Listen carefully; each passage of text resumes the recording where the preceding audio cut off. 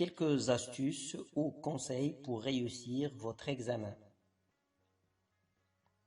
Première astuce, pour gagner du temps, vous pouvez répondre sur le champ et avant même de lire votre texte à la première et la deuxième question, notamment lorsqu'il s'agit de questions relatives à l'auteur et à son œuvre et qui dépendent uniquement de votre révision antérieure. Par exemple, remplir un tableau, faire la biographie de l'auteur.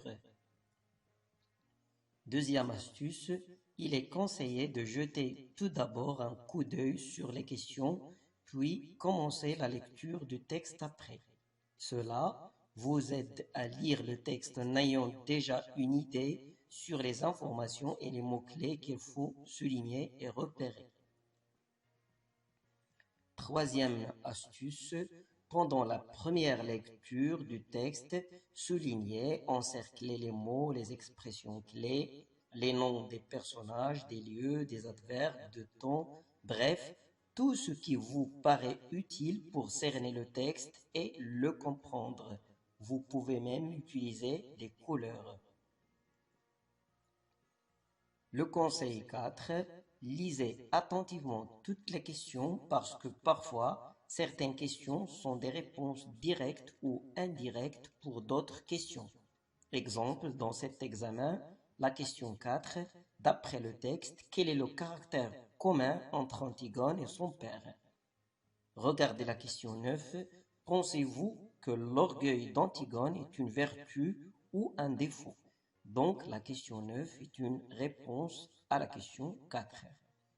Même chose dans cet examen. Que s'est-il arrivé à Rahma? La question 10. La perte de Zineb, fille de Rahma, reflète l'importance des bons voisins. Donc, vous voyez, la perte de Zineb, c'est la réponse à la question 3. Dernier exemple, de quel lieu s'agit-il? Question 7. Comment est caractérisé le bain relevé, ce qui l'en montre, ou bien une figure qui le montre? Donc la question 7, le bain, c'est le lieu dont il s'agit et c'est la réponse de la question 4. Astuce 5, les figures de style sont souvent une question récurrente à l'examen régional.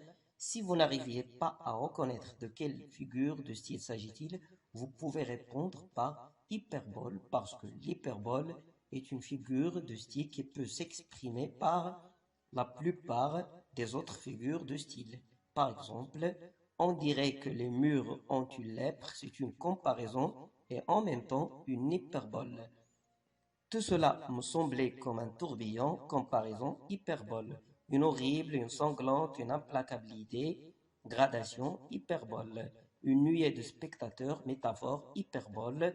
La prison est une espèce d'être horrible, complet, indivisible, métaphore, hyperbole. Tous ces soins, tout cet orgueil, tous ces livres pleins de héros, c'était toi, énumération, hyperbole. Astuce 6. Parfois la réponse doit être composée de deux parties. Oui plus la justification, bien non plus la justification. Exemple, oui, si j'étais crayon, je pardonnerais le geste d'Antigone, ou bien non, si j'étais crayon, je ne pardonnerais, etc. Donc plusieurs élèves, malheureusement, négligent ou bien oublient cette partie de la réponse.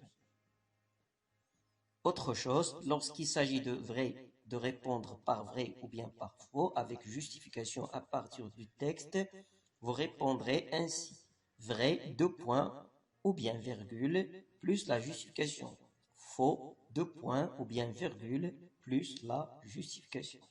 Dernière chose à retenir, lorsque vous relevez une justification, bien une expression, bien une phrase du texte, n'hésitez pas à les mettre entre deux guillemets. Astuce 7. Évitez de commencer par la production écrite parce que vous risquez de vous épuiser et de perdre beaucoup de temps. Astuce 8. Les questions 9 et 10 sont souvent des questions ouvertes. Il s'agit seulement d'exprimer votre point de vue personnel avec un ou bien deux arguments. Cela ne dépasse pas quelques lignes. Essayez d'être clair et simple. Exemple, si vous étiez crayon, pardonneriez-vous le geste d'Antigone justifié à l'aide d'arguments précis, 3 ou 4 lignes. Vous voyez la consigne, donc il faut la respecter. Oui, si j'étais crayon, je pardonnerais, ou bien non, si j'étais crayon, je ne pardonnerais plus le geste d'Antigone, etc. Donc, essayez de ne pas dépasser 4, 5 ou au maximum 6 lignes parce qu'il ne s'agit pas de rédiger une production écrite, il s'agit seulement de votre propre point de vue. Astuce 9. Il est nécessaire de bien répartir votre temps sur les 2 phases de l'examen en consacrant 1 heure pour la compréhension et 1 heure pour la production, pour la simple raison qu'elles ont la même importance, 10/20 pour la compréhension, 10/20 pour la production écrite. Mieux encore, et c'est un avantage pour vous, si vous consacrez plus d'1 heure pour la production écrite, par exemple 1 heure et 15 minutes.